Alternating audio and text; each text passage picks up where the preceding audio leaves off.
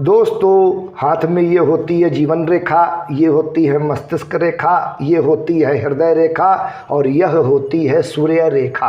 हाथ के मध्य, हाथ के बीचों बीच यह होता है राहु का पर्वत।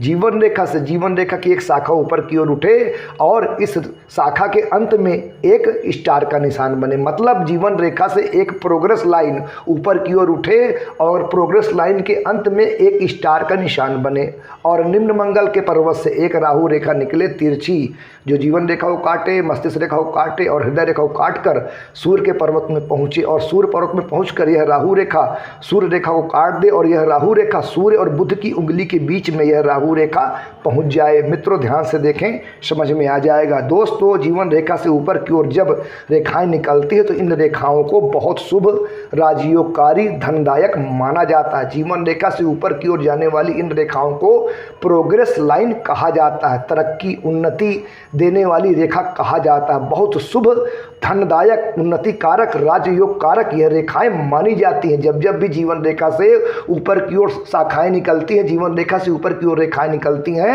तो जीवन में हमें बड़ी प्रगति मिलती है, बड़ी उन्नति मिलती है। लेकिन जब जीवन रेखा से प्रोग्रेस लाइन निकले ऊपर की ओर और प्रोग्रेस लाइन के अंत में एक स्टार का निशान बने तो बहुत अशुभ और घातक होता है। प्रोग्रेस लाइन हमें उन्नति, तरक्की और हर प्रकार की सफलता प्रदान करती है। वहीं प्रोग्रेस लाइन में जब अंत में स्टार का निशान बनता है तो हमें बहुत बुरा रिजल्ट प्रदान होता है।